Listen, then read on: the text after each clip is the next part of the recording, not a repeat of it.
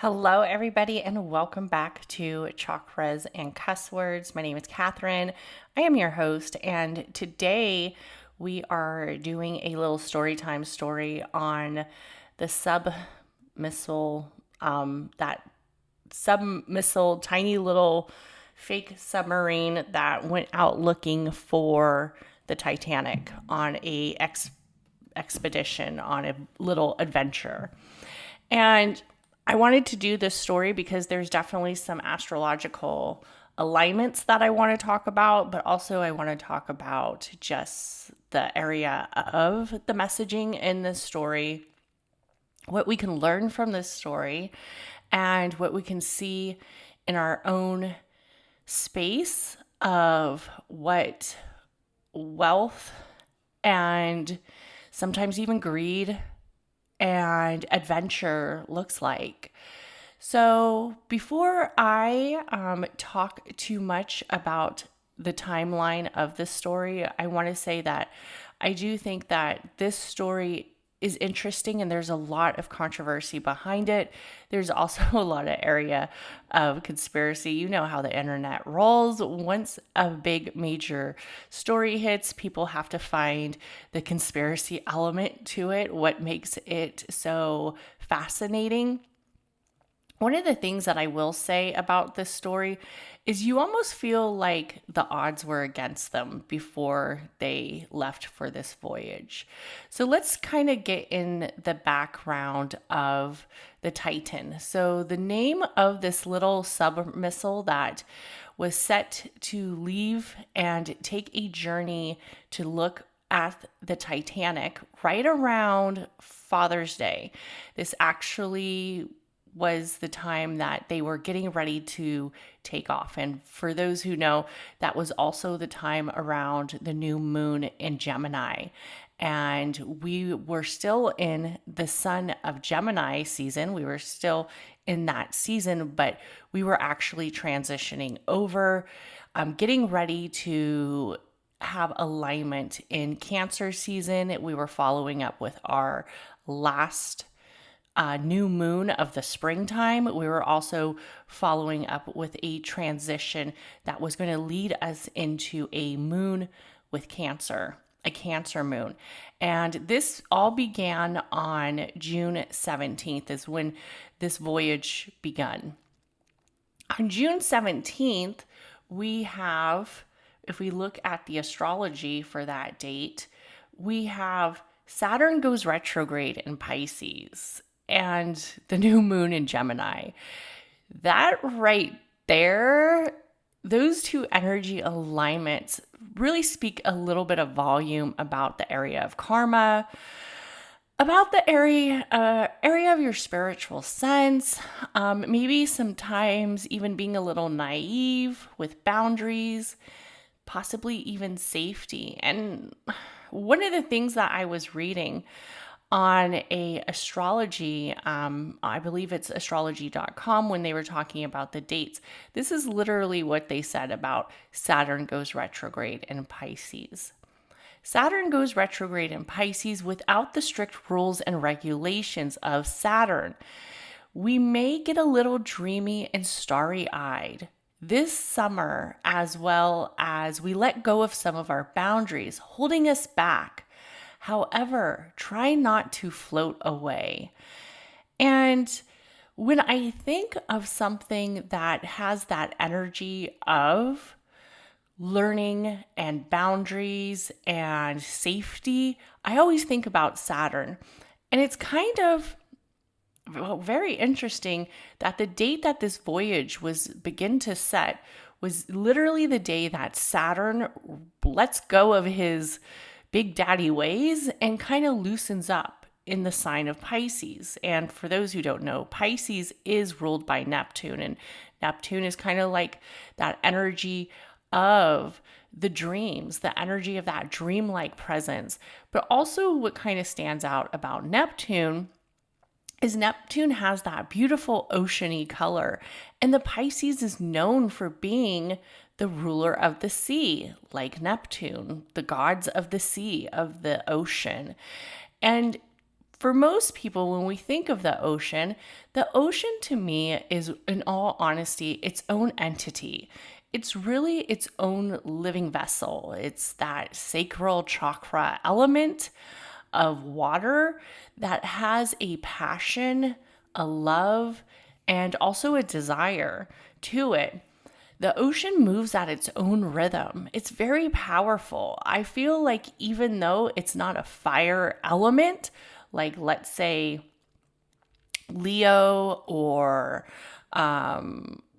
Aries is not necessarily a fire element, but when you look at that Pisces, that area of creating new events, new possibilities, new area space towards thinking, we have to think, how strong is the ocean? How spiritual is the ocean? The ocean is very dominant. I'm going to tell you guys a little story about me growing up. And I'm going to tell it real quick because I want to get into the timeline of the Titan that was searching for the Titanic.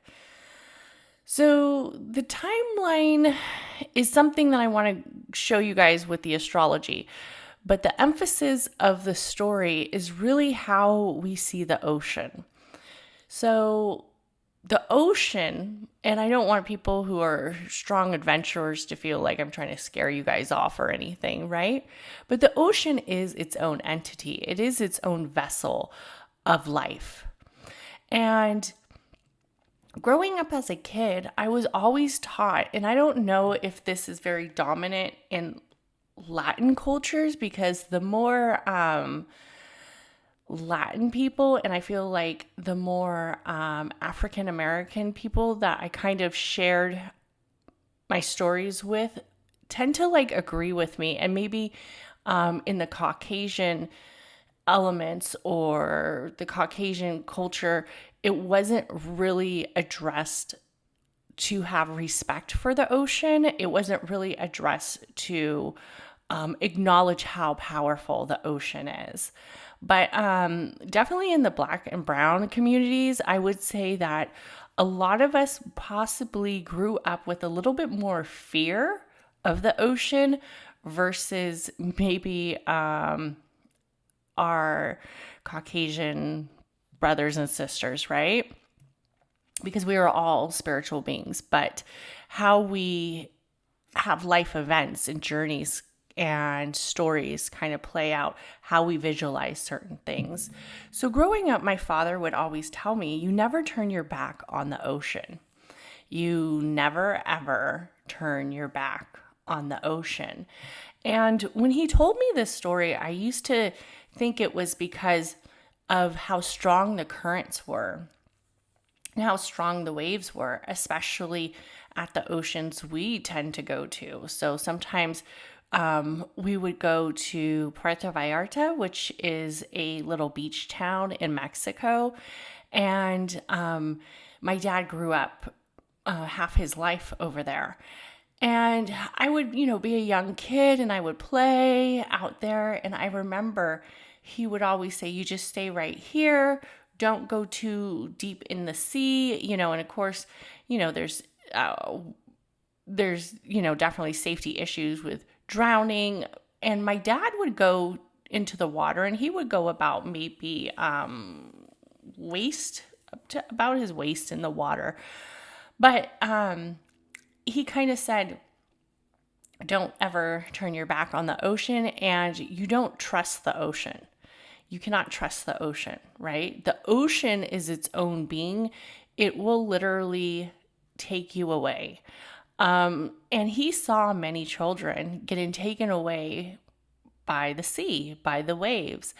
And I feel like sometimes when we are learning about safety and boundaries and almost like regulations, when it comes to a huge mass of energy, like the ocean is its own huge mass of energy, we have to respect that.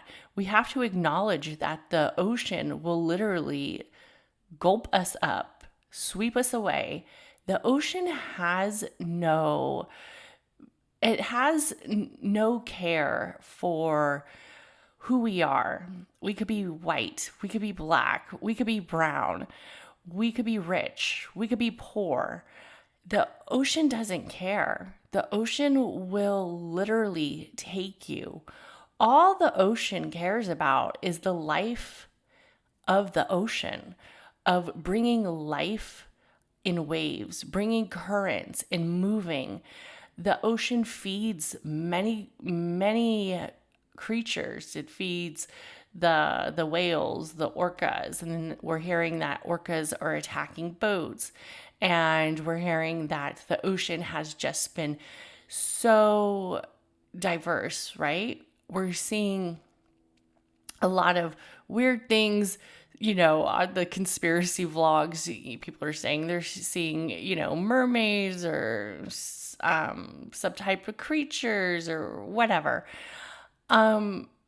Do I think there is a different type of species in the ocean that we've never seen before? Possibly.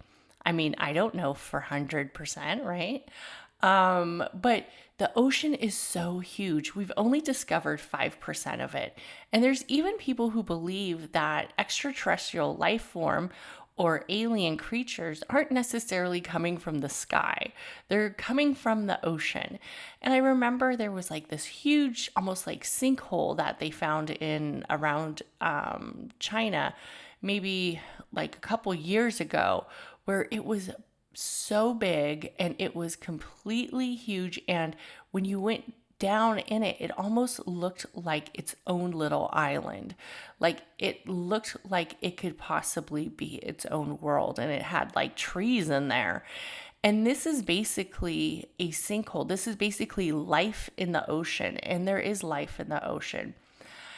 So one of the things that really kind of bothered me about this story was, number one, I understand people want to have adventures and be curious and seek and learn different things and, have different experiences. But I just felt like the respect for the ocean was not there with this trip. I just felt like the respect of possibly the people in the Titanic who lost their lives. I mean, you're basically going deep, deep, deep into the water to see a gravesite, right? To see where people had their final resting place or nearby their final resting place. So it's a type of energy that isn't necessarily, one that I would go out seeking, especially around the time of Saturn goes retrograde with Pisces in a new moon in Gemini. And there was already a lot of speculation on should people be creating manifestations and intentions with this new moon in Gemini. And one of the reasons why is because it had a few aspects that people felt were a little bit hard. It had the aspect, I believe, with Pluto, and also it was creating an alignment with Venus, where people felt like these two squares were going to create an alignment of arguments, and people would find different journeys. And then I believe it did have a square with Pluto as well. And the new moon in Gemini occurred at 26 degrees. Then following the new moon, we went to a void course moon, where the moon isn't really at its full potential, as one might say. And people even say that the moon feels very dark or shadowy. And that too isn't really a time to be creating intentions as well. And then that happened in Cancer. And the aspect of Cancer is a little bit different than the aspect of Pisces.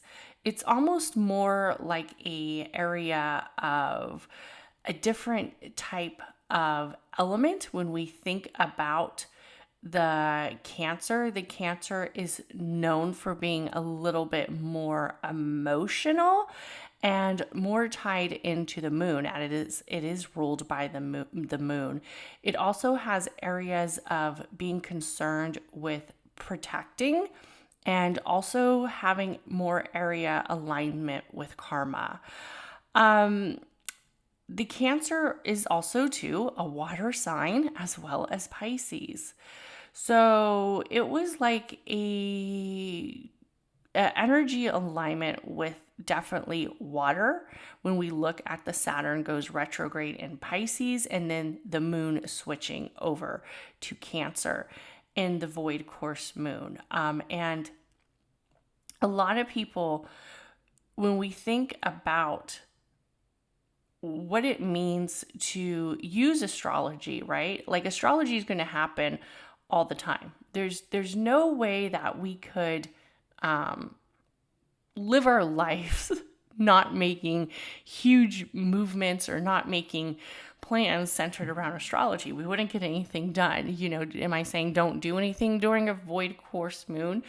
No, not necessarily, but I'm just saying understand that there is a period of time where unexpected changes, and that's kind of what a void course moon represents, is unexpected changes and decisions really hold no matter what, right? No matter what, because look how often we have moon phases, right? But some astrologers actually do not make important or big events during a void course moon. It's just kind of like considered a no time. Like I'm not planning my surgery during a void course moon. I'm not going on this little submersible down to the depths of the water.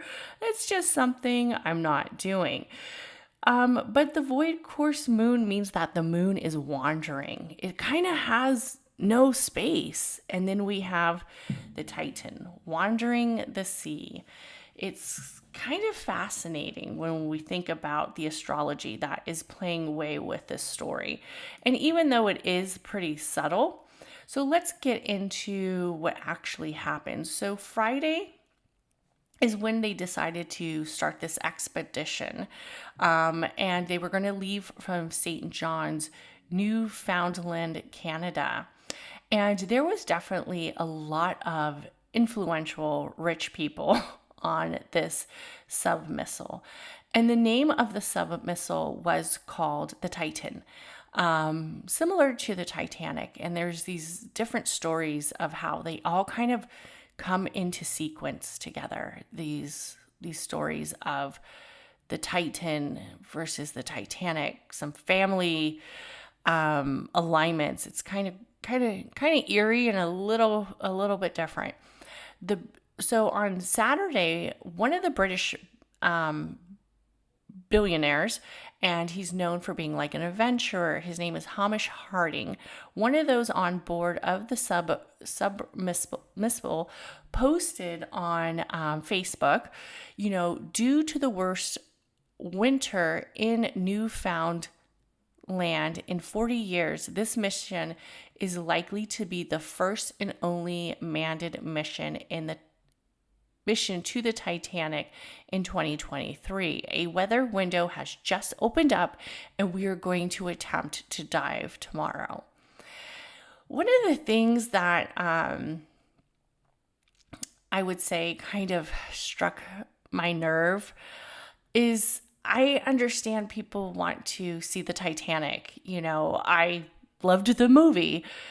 But I don't know if it's really, I mean, it's almost like looking at a haunted house. That's how I kind of see it, right? Like, I don't know if I would want to look at a haunted house. It's a sacred area. It's almost saying like, let's take an adventure to a funeral, or let's take an adventure to a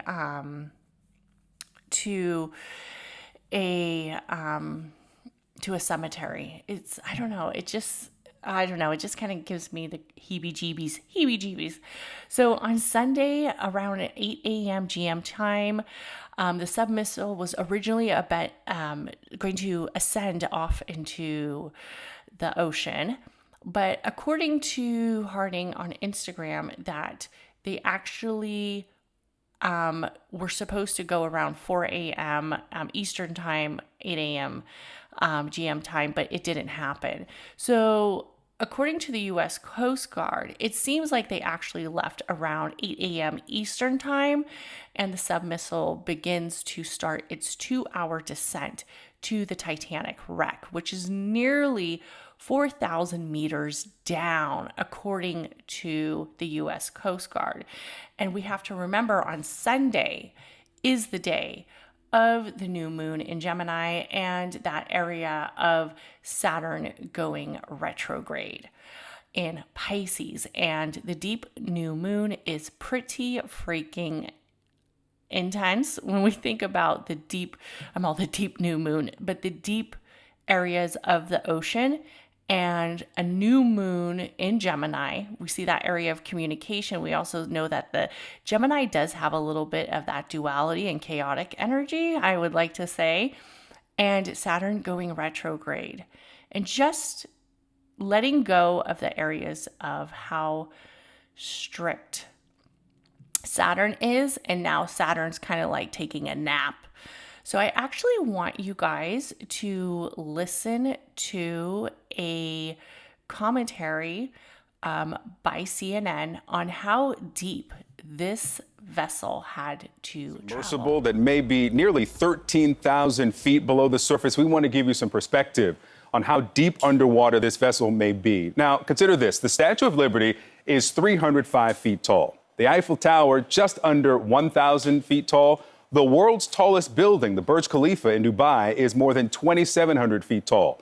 The Grand Canyon rises up to 6,000 feet tall. If you double the height of the Grand Canyon and add a little more, that's how deep underwater this missing sub may be. So after they went to and began to set off on their journey, around like literally within an hour and 45 minutes, they started to descend down to the areas of the Titanic. We have to remember this submissile is not really the most sturdy. It holds about 5 people. They say it's about as big as a minivan. And it has one toilet, and it has one hole, one window hole that you can actually see out of. So communication between that between the Titan and the people who were on the surface, like their Ocean Gate, I guess, workers or whoever, they begin to lose communication. For whatever reasons, they begin to lose communications. And a lot of people felt like that was the start of the, oh shit, something has just happened moment. Literally within an hour and 45 minutes, they just felt like, oh shit, something has happened. So around 7 p.m. GM time, 3 p.m. Eastern time, the Titan is scheduled to return to surface, but it fails to. And this is kind of like when it's like something is really, really up. And this Titan little submissile isn't like a real submarine, right? It's like a half-ass submarine. It's like not as big as a submarine. It's not made as a submarine. I want you guys to listen to some of what this little submissile has, and in comparison to a submarine. The sub has about as much room as a minivan. We only have one button, that's it. It should be like an elevator. It shouldn't take a lot of skill. I couldn't help noticing how many pieces of this sub seemed improvised. We can use these off-the-shelf components. I got these from Camper World. We run the whole thing with this game controller. Come on!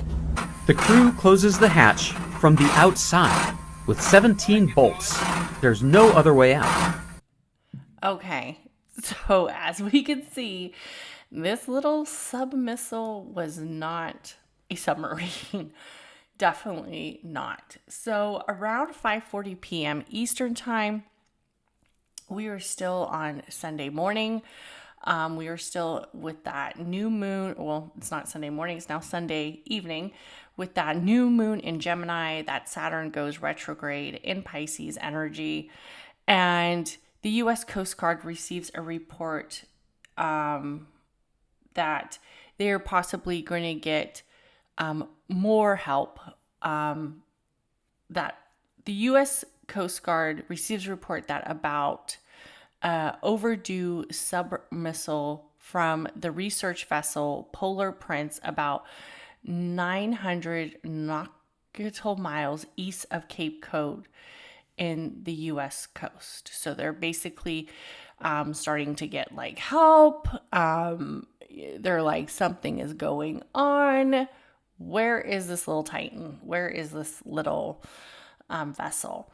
And what is scary about this is that there was 5 people on board. One of them happened to be a billionaire, right? They're spending $250. $250,000. Like basically you could buy a house in Texas, right? Tickets, right? To go to this. And that's so much money. Basically $250,000 they are spending to go see the Titanic wreckage. And they're spending all this money, and they know that this little vessel, this little Titan, has not had any, has not been approved. It doesn't have any regulatory factors. There goes Saturn taking a nap. Like Big Daddy Saturn's like, if you guys can't figure this shit out on your own, I'm taking a nap, right? It has nobody's saying you need to improve this. Actually, the owner of this company, which is called OceanGate, has actually been sued a few times. He's had employees leave. He's had people say that there's been so many broken rules.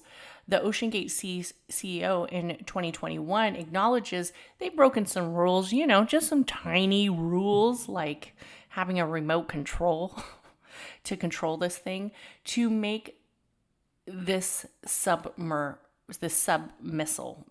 because it's not a submarine. And he's, had to break some rules, but he's an innovator. That's what innovators do.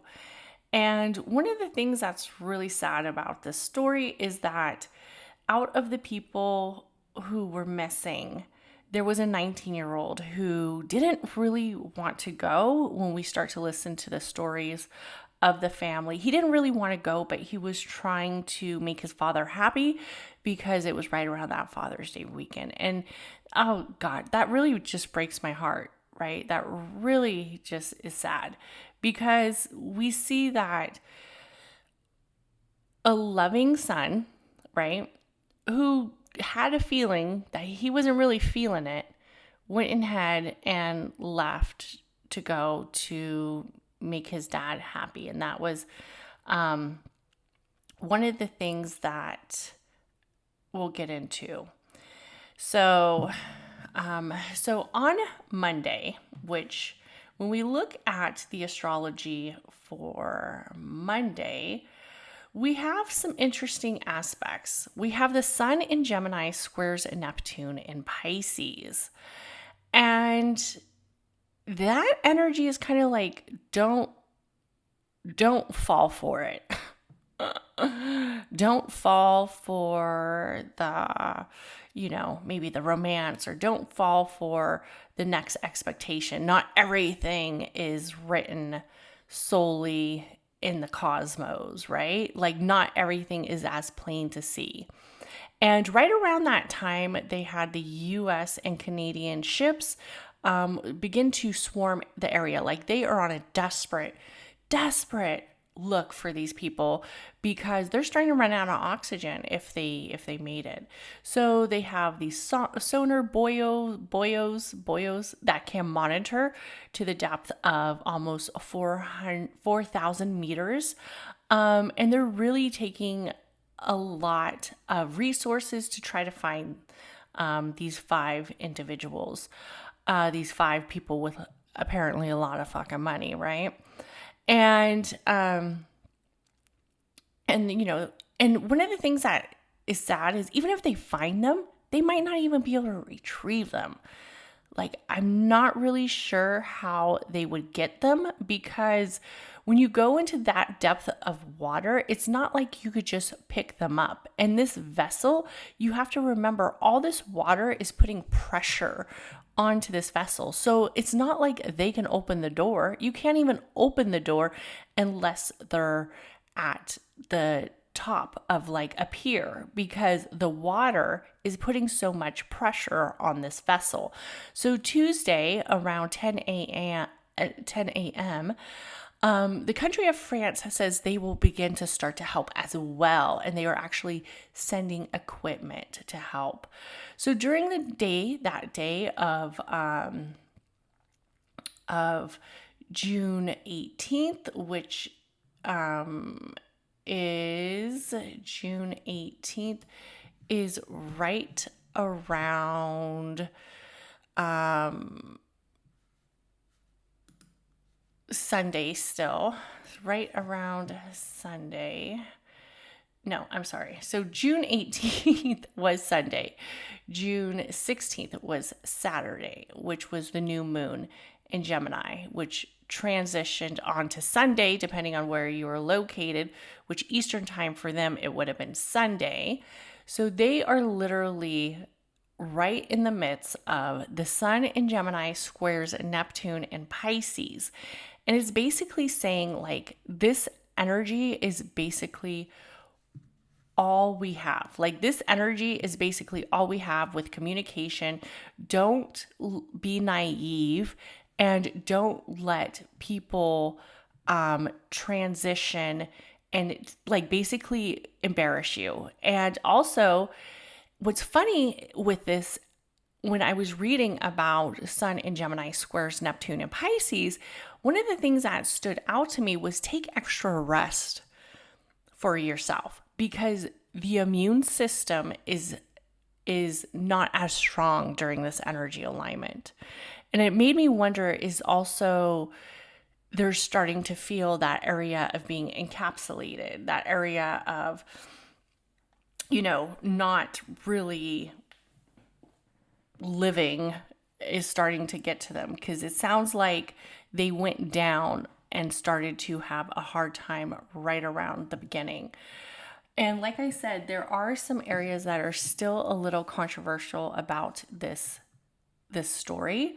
So then right around Tuesday, which on Tuesday, if we look at the astrology, for Tuesday was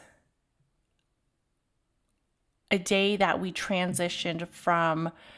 On Monday, we had Jupiter in Taurus sextile Saturn in Pisces. And this maybe is kind of like the burst that everybody needs to bring in hope for finding these people alive. And we kind of see that. I felt like on Tuesday, it was kind of like people were being optimistic. Maybe we could find them, but then even if we find them, how are we going to get them? And then we have right around Wednesday, which we have some high energy moments for Wednesday.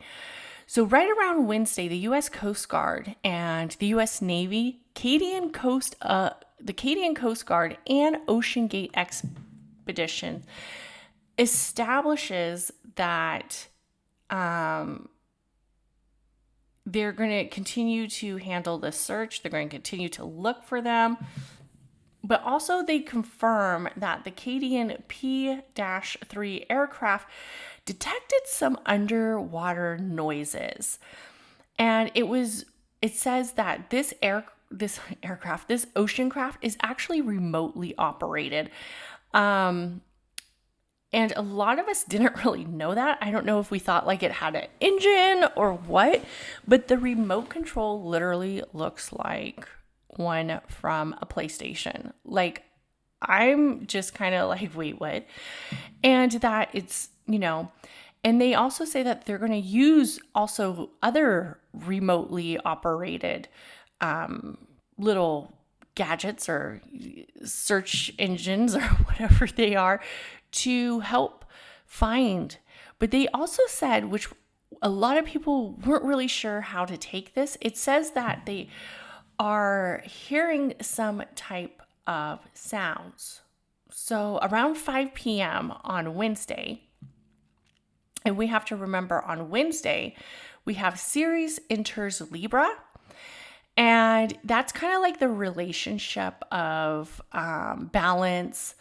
It's also an energy source of this little asteroid that's making us feel like, yes, we could probably find them, right? And then we also have June 21st, Sun enters Cancer. So now we're deep into Cancer season, right? We're fully in Cancer season. The Gemini is gone. We are in Cancer season. And this is actually the longest day of the year. It's also summer solstice, and it's officially our entryway to summer. So there's a lot of new energies. Some of us might be feeling a little moody. Some of us might be feeling a little bit overwhelmed. Maybe we just need to take some time to relax and take some time to take some deep breaths, but it might feel very like energetic, but literally the waves of this story were nonstop with this story. It was everywhere. Like, so many people are saying, I can't believe so much media coverage is going about these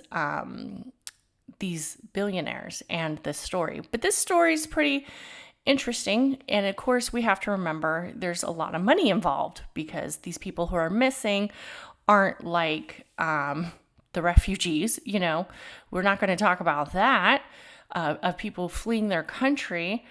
Let's talk about these millionaires. Let's talk about these millionaires and billionaires, because this is exciting. This is definitely something that is going to capture. And there was so much coverage on one of the billionaire's stepson, because I guess he was posting on the internet that he went to the Blink-182 concert. And in all honesty, I was kind of listening to some stuff about him, and he doesn't really seem like he cares that his stepdad was missing. But then Cardi B went after him, and they kind of had like this Twitter war. And this was happening right around June 21st. It's a lot of dynamic energy. We have Mercury in Gemini, sextiles Mars in Leo. So definitely the communication of this story was out there. That area of the Mars, angry. Like, people are like, am I angry about this story? Do I feel sorry for these people? Do I feel mad that all this coverage is being devoted to these billionaires? And I think when we are thinking about people with a lot of money, right? They're billionaires. A lot of us have this energy where it's like, they had a nice life. Their life isn't really just because they're rich. They're getting all this coverage. And we kind of saw that in the media coverage, and especially on TikTok and Twitter, that some people were upset that all this energy was all this area of communication was kind of going towards these people. Like, who are these people? Just because they're rich, they're the ones who decide to go on to this stupid little submarine, fake submarine, sub-missile, and we kind of saw it. Like, people were like, this story is just like a waste of our time. We have other things to be worried about as a species. We have other things to be worried about as a country, as a population, yada, yada, yada. And then the stepson didn't really seem to care. And a lot of people acknowledged that money does not necessarily mean that people care about you. And that a lot of people felt like the stepson was just a total jerk off, I guess you could say. In all honesty, from what I've seen, he seemed pretty entitled and didn't really seem upset, and his Twitter was pretty gross. But for the most part, Wednesday is definitely a high energy day. They detect these noises. They're saying these noises are going off about like for like 30 minutes, they heard these noises. Some people were thinking, could they be banging, making all these noises? Is it stuck somewhere? Is it stuck where it can't get out and it's creating this clash? And we later find out what it was. But I will tell you that when I woke up on Thursday morning, they were still talking about how the Titan could have up to, when they first started, up to 96 hours of air supply. And literally Thursday was like the deadline for this submissile to run out. So they were basically saying that they were going to search for them nonstop. I woke up on Thursday morning and I actually first started this recording and then I stopped to go to work. And I actually deleted the first recording. And the reason why I did is because I felt like I wasn't hitting the marks on the astrology that I wanted to hit. And also because I was talking too much of the actual missile, the people, and all that, where I really wanted to talk about some of the astrology surrounding it. So Thursday morning hits. That is June 22nd. That is June 22nd. I'm actually recording on Friday 23rd. So Juno enters Cancer. So this is a time where there's like a commitment and a protective energy. And there's also like that energy of taking care of certain things, taking care of like certain relationships. And also it's a good time for us to like focus on the relationships that matter. It's also a good time to bring energy around the home, making a stronger alliance with the people in your home. We also have on June 22nd, Vesta enters Gemini. Another little asteroid that tends to give us that burst of let us know that we can continue to manifest and we can continue to bring new expeditions and new energy out. And that goes into Gemini, which is a lot of communication during that time. But one of the things that stood out to me was right around before those little two asteroids hit, was one of the things that stood out to me was that Mercury in Gemini sextile Mars in Leo still. I was hoping that with that alignment that we would start to hear a little bit more communication of what is going on, especially with the Mercury in Gemini and Mars in Leo, because Mercury is really like that area of broadcasting, same with Gemini and communication, and letting us know what's next, like letting us know like some type of leader giving us an answer. And for the family as well. I mean, when I think about especially the mom of that 19-year-old, right? And the family, I mean, souls are souls. People are people. No matter how much money you have, should the media be concentrating on just this story? Probably not. But it's something that's got everybody's interest. So the media is going to do what the media does. So around 8 a.m. Eastern time, 2 remotely operated vehicles have been deployed as part of the search effort. Experts say it's still unclear whether the submissile is on the surface of the ocean or if it's down below. So this little submissile could have basically been hanging out around the ocean and kind of like blending in because it was white. They didn't think to paint it like a red or yellow or something that like super stood out, like a bright yellow. Let's paint it white because, or black, maybe black would have picked up really well, but no, they decided to paint it almost like the same colors, the ocean waves. Let's paint it white. So the Canadian Navy ships are like all involved. They have the medical team out. They're ready to save some lives.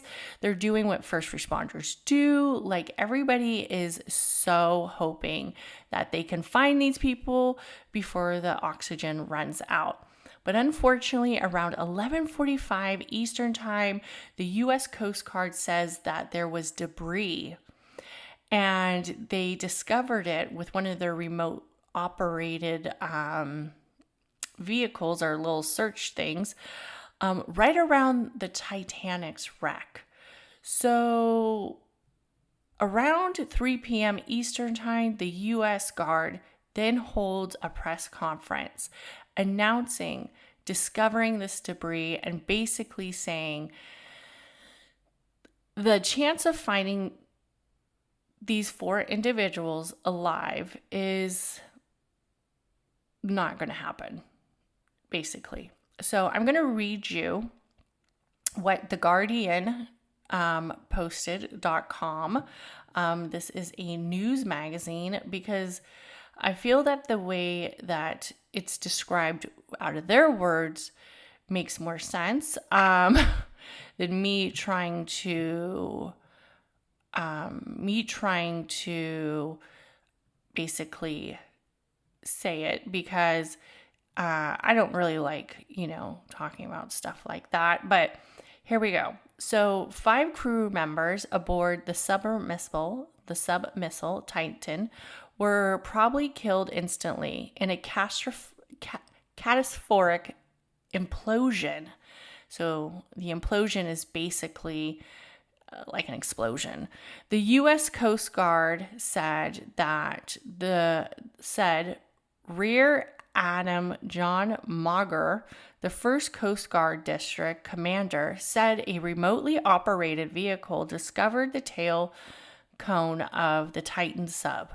The debris is consistent with a catastrophic loss. Growing up with learning disabilities follows you into adulthood. I cannot say that word, but you guys know what I mean. Big loss, big energy of the pressure chamber. A large debris field containing 5 major pieces of the vessel was spotted by a remotely operated vehicle scurrying the seabed near the Titanic wreck site, 400 miles south of St. John's, Newfoundland. So officials said that basically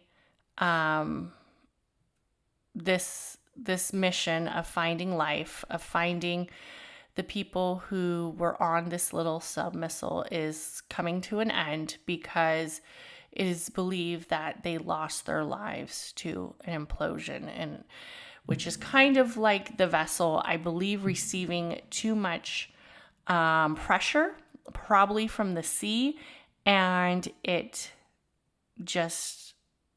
kind of like exploded. This is quite sad, because a British man named Chris Brown has reportedly decided he basically said he was supposed to go on this trip, and for whatever reason, he didn't feel comfortable with it. He then decided, you know what, I'm not going on this trip. And then to hear like all this, and then so of course he spoke up saying that he definitely thought there were some safety issues, and now, as we see, there was definitely some major safety issues. So I think with the Vesta in Gemini, there's definitely that area that we see the communication. We see that area where we are forcing ourselves to look at it. And we also allowed our curiosity to be on that other side, to kind of speak us a story that maybe, wouldn't happen to us, but it had lessons involved. And as the days unfold, I'm sure there's still going to be a lot of talk about this story. I'm also sure there's going to be a lot of misinformation, contradicting sources, but especially because on June 25th, we have Mercury and Gemini squares Neptune and Pisces. So that's probably going to happen after, a couple days. Today's June 23rd. So there's probably going to be some conflicting things going on about this story. So what we know for sure is that these people paid almost $250,000 to be on there. It was one operator. He was the one who was the CEO, OceanGate. He was the one who operated the Titan. His name was Stockton Rush. And then they had the 4 passengers. Hamish Harding, a British explorer and billionaire. I believe that's the one that the stepson is getting so much controversy with some of his Twitter posts and going to the Blink-182 concert and then arguing with Cardi B. And then also there is Shah Zeta Dawood and his son Solomon. They were members of one of the richest families, one of the wealthiest families of Pakistan.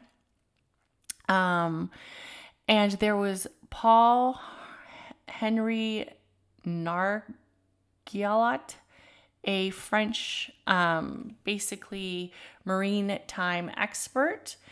And those were the people who unfortunately lost their lives. And I do want to talk about the story of the family of OceanGate. His wife was related to people on the Titanic. So it was like just this eerie thing, but then it kind of made sense to why they were like so involved in the Titanic. And it's just really kind of eerie. So I'm going to share that story. Okay. So the wife of the OceanGate CEO, who was, the leader, the one who, was basically the operator, Stockton Rush, she was related to people, who she basically was like the great-great-granddaughter of a couple in the Titanic. And they were actually very wealthy as well. So the Titanic sank in 1912. And of course, it was one of the biggest disasters that we knew of, that time. And they had the movie, The Titanic. It was very popular. Everybody loved it. I think my sister saw it many times. But her family was, if you look back at the scene of the Titanic, so her family was actually brought up in the movie. Their names were Isidore and Ida Strauss, and they were wealthy. I think some people said that they were like the first people who had Macy's. Like they basically were one of the founders of Macy's, the shopping mall, which I thought was kind of interesting. Or I didn't know Macy's was back then. But that's one of the things that I heard. I don't know how necessarily true it is, but they were the elderly couple that was in the bed holding each other. And that scene is so, just thinking about that scene like almost brings a little tear to your eye, right? And they were the ones who basically were holding each other in the bed, and the water began to emerge and, take their lives as the Titanic was sinking. So he was born to Wendy Rush, and that is the great-great-granddaughter of Isidore and Ida Strauss, who chose to remain on the sinking Titanic. I guess some people were saying that she didn't want to leave her husband, And the husband didn't want to leave because there were still women and children on board. But, back then, some of the ones who survived were the ones with money. So I thought that was very interesting, a little eerie, but it kind of makes sense why they have this expedition to see the Titanic. Maybe in some ways that's how she, paid her tribute to her family. And Isidor Straus was a businessman and politician. And actually, he died at the age of 67. And yes, social media is right, as I did further research, because he was the co-owner of Macy's department store with his brother. And this was basically in New York, so they were from New York. So this story is, very, very interesting. It has all these energies, all these sub-stories that go with it.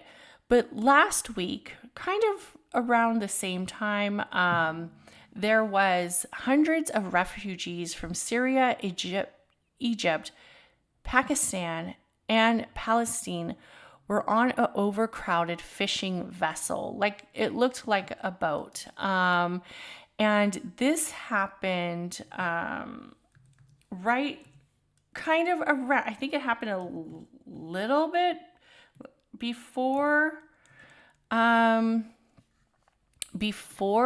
Titan went missing. But it was a lot of people. So they were in this overcrowded fishing vessel, and it literally kind of started right around the same time as the story of the Titan. And what they know is that this boat sank off of Greece, and 78 bodies have been discovered so far, and 104 bodies have been rescued. So they actually had some people survive. And it's estimated that about 500 people are probably deceased. And the UN is calling this shipwreck as one of the deadliest tragedies in the year. But most of us aren't even seeing this. Most of us aren't even hearing about this. We have no notion that this is even happening because the media is just engulfed in the Titan wreckage. And in all honesty, it's sad that so many people have lost their lives trying to free themselves. And there's no coverage on it, barely little. And I feel very bad for these families because maybe if this area of wealth and privilege didn't take over the media, maybe there would be more stories about this, but it's sad. And I think as a community that we should be acknowledging that what is placed in the media is sometimes based off of just greed and pure entertainment. So there are many things going on in the world right now. Is the 5 billionaires the only story out there? No. So I think that, kind of lets us know that it is up to us. It is up to us to use our Mercury and Gemini sextile Mars and Leo energy to find out what's going on in different areas. And to find out what problems or what energies are still living amongst us that we just sometimes can't see because there's not enough media coverage. And let's be honest, not many of us are picking up a newspaper anymore or reading world national news. So I thought that was something I wanted to close out with. I did want to share this story because I thought this story was very interesting. And I also thought that, it was a story worth talking about, especially with the astrology around it. So we want to thank everybody for listening. Please comment, like, subscribe, and follow Chakras and Cusswords Podcast and also YouTube channel. Everybody have an amazing day.